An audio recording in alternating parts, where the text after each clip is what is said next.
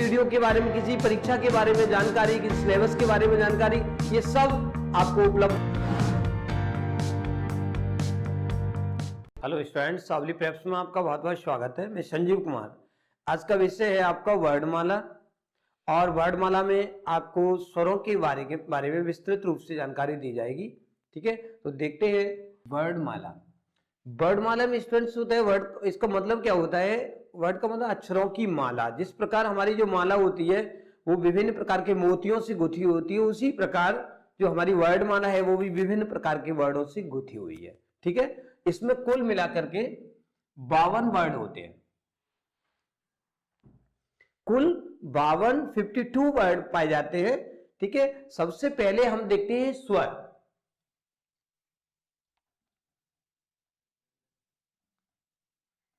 स्वर, हम आपको बता दें कि स्वर क्या है। स्वर वह छोटी इकाई है जो स्वतंत्र है, इसको उच्चारण करने में किसी अन्य वर्ड की आवश्यकता नहीं होती है। ठीक है, और व्यंजन वो वर्ड होता है जो स्वर की सहायता के बिना उच्चारित नहीं किया जा सकता, उसका उच्चारण नहीं किया जा सकता। ठीक है, तो स्वर जो है, पूर्व में स्वरों की संख्या जो है 14 थी, देखेंगे अ। ठीक है, ये जो थे पहले स्वर जो थे आपके 14 थे। आज इन 3 स्वरों को वर्णमाला से यानी स्वरों से निकाल दिया गया। ये आपका, इसको दीर्घ रे बोलते हैं, एक ह्रस्व ल होता है, एक दीर्घ ल होता है। इन 3 स्वरों को निकाल दिया गया। इसके बाद अब जो वर्तमान में हमारे स्वरों की संख्या है ये आपकी 14 है। ठीक है, वर्तमान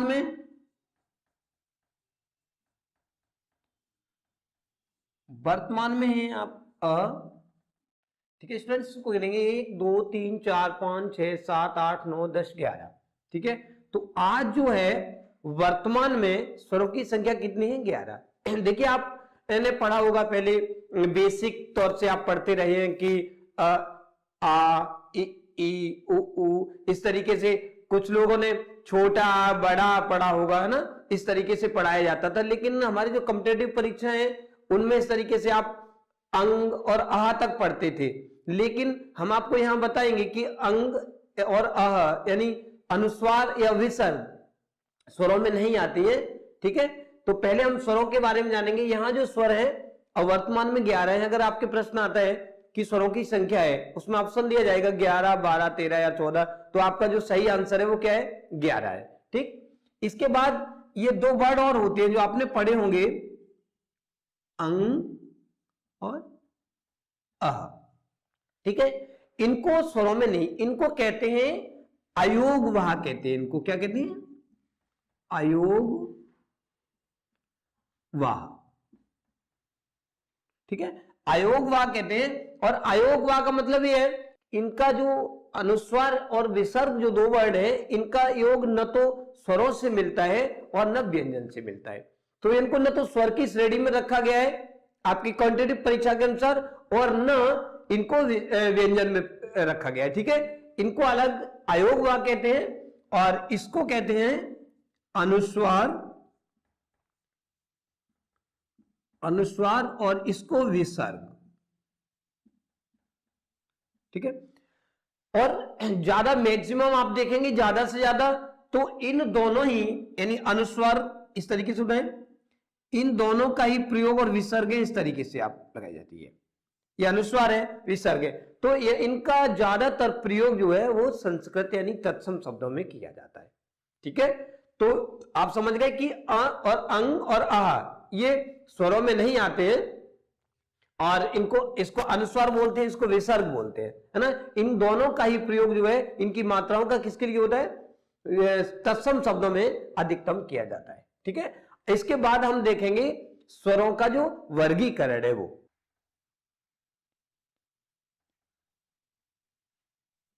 स्वरों के प्रकार। ठीक है, पहले हम देखेंगे स्वरों के प्रकार। स्वर जो होते हैं वो 3 प्रकार के होते हैं। कितने? 3 प्रकार के होते हैं। नंबर 1 होता है ह्रस्व,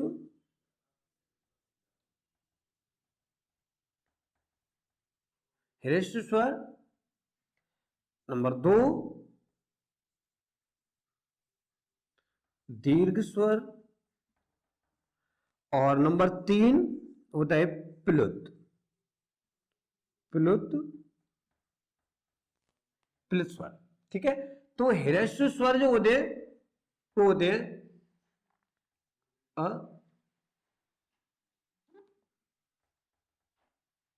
ई, उ और रे। ठीक है, ये चार ही। यहां अगर कॉम्पिटिटिव परीक्षाओं को दृष्टिगत रखते हुए इन आपने पढ़ा होगा कि ए भी ह्रस्व होता है और ओ भी ह्रस्व होता है, तो यहां इस प्रतिस्पर्धा जो होते हैं यहां कंपटीशन में आपका इन दोनों केवल 4 ही वर्ड ऐसे हैं जिनको हम ह्रस्व स्वर में रखते हैं। ठीक है, वो है अ, ई, उ और रे। इसके बाद जो भी है वो आपके किस में आते हैं? दीर्घ स्वर में आते हैं। आ, ई, उ, ए, ऐ, ओ, आओ। ठीक है, तो ये जो है आपके दीर्घ स्वर है। आप सोच रहे होंगे कि आपने जो पढ़ा होगा प्राइमरी में तो इनको भी ह्रस्व में रखा गया है, यानी ये छोटे स्वर बोलते हैं इनको, छोटे अक्षर या बड़े अक्षर, है ना। तो यहां कॉम्पिटिटिव परीक्षा में ऐसा नहीं है। यहां जो है ह्रस्व स्वर आपके अ, ई, उ और री, ये 4 ही होते हैं, और बकाया जो शेष है आ, ई, उ, ए, ऐ, ओ, औ, यहां तक जो है आपके दीर्घ स्वर होते हैं। अब बात ये आती है कि प्लस स्वर क्या होता है। ठीक है, तो प्लस स्वर इन्हीं में जो आप दीर्घ स्वर देख रहे हैं, इन्हीं में, इन्हीं को हम किसके रूप में, इनको ही हम प्लस स्वर के रूप में प्रयोग करते हैं। ठीक है, यहां लिखा गया है, पृथ्वीनाथ पांडे ने लिखा है कि इन जो स्वर होते हैं प्लस स्वर, इनका गाने में, गाने, रोने, पुकारने में प्लुत स्वर का प्रयोग किया जाता है। ठीक है, तो यहां रोने गाने में, जैसे उदाहरण के लिए आप देखेंगे, उदाहरण, ठीक है, उदाहरण में देखेंगे से बाप रे, इस तरीके से। और अगर परीक्षा में आता है प्लस स्वर, हम आपको बताएं ह्रस्व या दीर्घ तो आप समझ ही जाएंगे। अगर प्लस स्वर के बारे में पूछा जा रहा है तो अगर जिस तरीके से इसमें लिखा है बर्ड, बाप रे, है ना, तो अगर शब्द दिए गए हैं ऑप्शन में, आपके विकल्प में, तो वही प्लस स्वर होता है। उसको अगर एक वर्ड दिया गया है तो वो प्लस स्वर नहीं है, अगर शब्दों में अगर लिखा गया, उदाहरण दिया गया है, तो आपका वही क्या होगा, वही ऑप्शन सही होगा, उसी को प्लस स्वर कहेंगे। ठीक है, इसके बाद हम देखेंगे स्वरों के वर्गीकरण। अब तो स्टूडेंट्स इसके आगे हम देखेंगे उच्चारण के आधार पर स्वरों का वर्गीकरण। उच्चारण स्थान के आधार पर मतलब कौन सा स्वर किस स्थान से उच्चारण किया जाता है। तो कंठ है, आ जो है वो कंठ से उच्चारण किया जाता है। नंबर 2 तालव्य, ई, ई, ये दोनों ही वर्ड जो है वो कंठ और तालु से बोले स्पर्श होने से इनका उच्चारण होता है, इसलिए इन्हें तालव्य कहते हैं। नंबर 3 मूर्धन्य, मूर्धन्य जो होता है रे होता है, रे। नंबर 4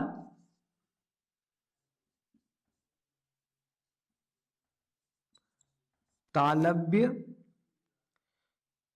दंत है।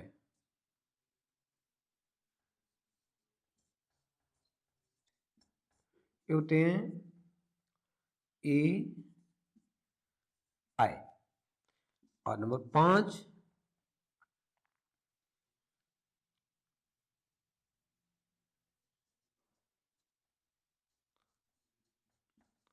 दंत्योष्ठ है, होता है वो होता है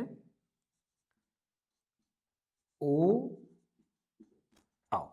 ठीक है, तो यह उच्चारण स्थान के आधार पर स्वरों का वर्गीकरण इस प्रकार है। कंठे से ह्रस्व आ को उच्चारित किया जाता है और तालव्य ई, दीर्घी और ह्रस्वी, मूर्धन्य रि, और दंतय या तालव्य कह सकते हैं या तालव्य दंतय ए ऐ, और दंतोष्ठ जो होता है ओ औ। ठीक है, इसके बाद आप देखेंगे स्वरों कि उच्चारण स्थान के आधार प्रयत्न के आधार पर है स्टूडेंट्स, उच्चारण प्रयत्न के आधार पर जो स्वरों का वर्गीकरण है वो 6 प्रकार से किया जाता है। ठीक है, नंबर एक होता है जिह्वा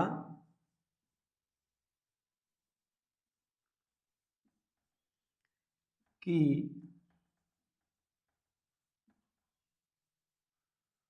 ऊंचाई के आधार पर, जिह्वा की ऊंचाई के आधार पर जो स्वरों का वर्गीकरण है वो इसके 4 भेद होते हैं, 4 प्रकार से किया जाता है। नंबर एक, ठीक है स्टूडेंट्स, ये जो होते हैं जिह्वा की ऊंचाई के आधार पर जो स्वरों का वर्गीकरण है वो निम्न प्रकार से किया जाता है। ये इसके 4 भेद होते हैं। एक तो विव्रत होता है, आ जो दीर्घ आ है उसको विव्रत कहा जाता है, अर्ध विव्रत आय और औ को कहा जाता है, समृत ई उ और अर्ध समृत जो होता है वो ए और ओ होता है। ठीक है, अब आपको जानना है कि विव्रत का मतलब क्या होता है। तो विव्रत का मतलब होता है फैला हुआ या विस्तृत कह सकते हैं। ठीक है, और अर्ध विव्रत कम विस्तृत, समृत का मतलब होता है ढका हुआ। जब हम किसी वर्ड को बोलते हैं और उसमें हमारे जो मुंह का आकार है वो कम या ज्यादा किस प्रकार होता है, उस आधार पर इन स्वरों का वर्गीकरण किया गया है। इसके बाद आता है नंबर 2, दूसरा होता है इसमें जिह्वा की उत्थापित भाग के आधार पर स्वरों का जो वर्गीकरण है वो 3 प्रकार से किया जाता है। नंबर 1 इसको बोलते हैं अग्रस्वर, नंबर 2 पश्च स्वर, और नंबर 3 हो जाता है आपका मध्य स्वर, मध्य स्वर। ठीक है, ये 3 होते हैं। अब अर्धस्वर कौन कौन से होते हैं, वो होते हैं ई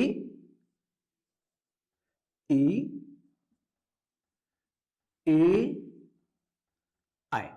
ठीक है, जो पश्चस्वर होते हैं वो होते हैं आ उ ओ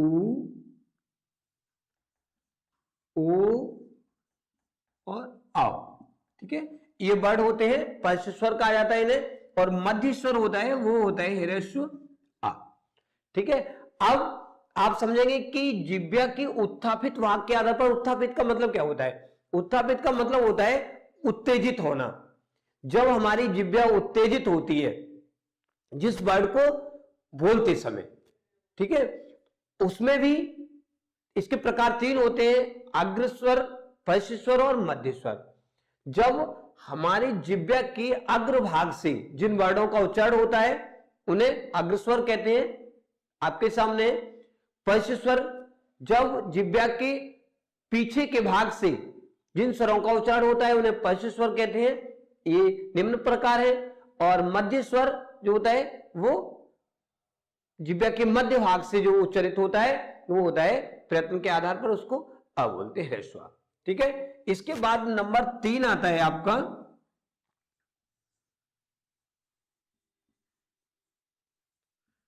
ओष्ठों की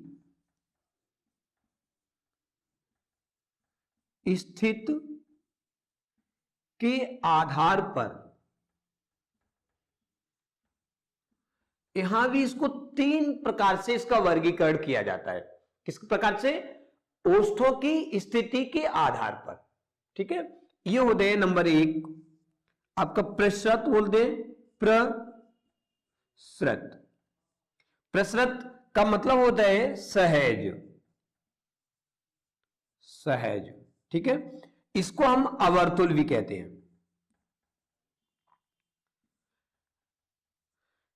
ये इसलिए लिख रहा हूं कि अगर आपने परीक्षा में आ जाता है प्रसृत, प्रसृत पूछ लिया जाता है ना, और या अवर्तुल करके पूछ लिया जाता है। अगर हम यहाँ लिखते हैं प्रसृत लिखते हैं, अवर्तुल नहीं लिखेंगे, आप सोचेंगे कि सर ने बताया अवर्तुल बताया नहीं था या प्रसृत नहीं बताया था, तो इसलिए इसका मतलब जो होता है प्रसृत का वो सहज होता है ना, जो सहज रूप से जिन वर्डों का हम उच्चारण कर सकते हैं, ठीक है।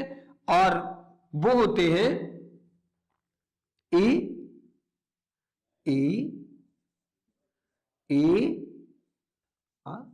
आई, ठीक है। नंबर 2 दूसरे होते हैं वर्तुल। वर्तुल होते हैं वो कौन कौन से होते हैं? उ, ऊ,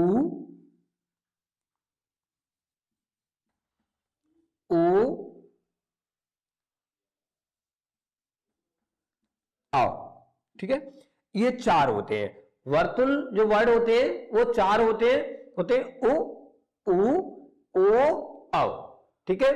इसके बाद आता है नंबर 3, तीसरा वो होता है अर्धवर्तुल। अर्धवर्तुल, ठीक है। तो अर्धवर्तुल होता है वो दीर्घ आ होता है, ठीक है। तो जिह्वा की उत्थापित भाग के आधार पर इस प्रकार ये होते हैं 3 प्रकार। ओष्ठों की स्थिति के आधार पर ये 3 प्रकार होते हैं, अवर्तुल, वर्तुल और अर्धवर्तुल, ठीक है। इसके बाद आता है नंबर 4, पेशियों के तनाव के आधार पर, ठीक है। पेशियों की तनाव के आधार पर इसको 2 भागों में विभाजित किया जाता है। कितने? 2 भागों में। पेशियों के तनाव के आधार पर वो होते हैं नंबर 1 शिथिल, शिथिल होते हैं, और शिथिल होते हैं अ, ई, ओ, ठीक है। नंबर 2 होते हैं आपके कठोर, और कठोर होते हैं इन्हीं के दीर्घ स्वर होते हैं आ, ई और उ, ठीक है। तो पेशियों के तनाव के आधार पर इनको 2 भागों में विभाजित किया जाता है। पेशियों का तनाव मतलब जब हम इनको उच्चारण करते हैं इन वर्डों को, तो हमारी जो मांसपेशियां उन पर तनाव पड़ता है, बल पड़ता है ना। तो ये जो कठोर होते हैं इनको बोलने में हमारे मांसपेशियों पर बहुत तनाव पड़ता है। और जो अ, ई, उ ये पहले वर्ड है शिथिल जिनको बोलते हैं, इस पर कोई तनाव नहीं पड़ता है। जो हमारी मांसपेशियां होती हैं वो शिथिल रहती हैं, कोई कार्य नहीं करती, ठीक है। इसके बाद आता है आपका नंबर 5, मात्रा के आधार पर, मात्रा के आधार पर, ठीक है। मात्रा के आधार पर भी इनको 2 भागों में विभाजित किया जाता है, ठीक है। वो होते हैं नंबर 1 ह्रस्व स्वर, और ह्रस्व स्वर होते हैं अ, ई, उ, ए, ओ, ठीक है। ये होते हैं। और नंबर 2 होते हैं आपके दीर्घ स्वर, दीर्घ स्वर। ये होते हैं आ, ई, उ, ए और आओ। अब आप सोचेंगे कि इसमें से एक स्वर नहीं लिखा गया है रे। वो रे इसलिए नहीं लिखा गया कि री जो होता है वो ह्रस्व होता है, इसका जो दीर्घ भाग दीर्घ है वो उसका प्रयोग वर्णमाला में नहीं किया जाता है, ठीक है। तो मात्रा के आधार पर इन्हें हम केवल 2 प्रकार से विभाजित करते हैं। वो आपके सामने निम्न प्रकार से अ, ई, उ, ए, ओ, आ, ई, उ, ए और आओ, ठीक है। तो ये मात्रा के आधार पर इनको इस निम्न प्रकार से विभाजित किया जाता है।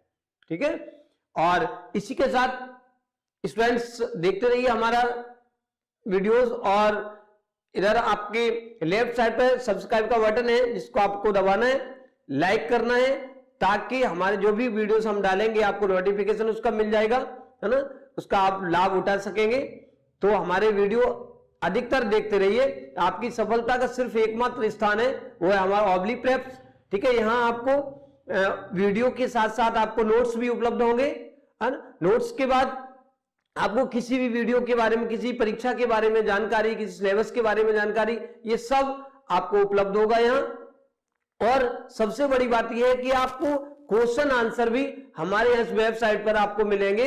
आप जो भी क्वेश्चन प्रश्न करेंगे उसका आपको तुरंत ऑन स्पॉट उसका उत्तर मिलेगा। ठीक है, तो जितने विस्तार से हमारा जो चैनल काम कर रहा है शायद कोई नहीं कर रहा है अभी, और न करेगा। ठीक है, तो आपको प्रत्येक सुविधा हमारे चैनल पर उपलब्ध होगी। तो स्टूडेंट्स आपको देखना है हमारा वीडियोस, ताकि असफलता जो है आपके नजदीक हो। धन्यवाद।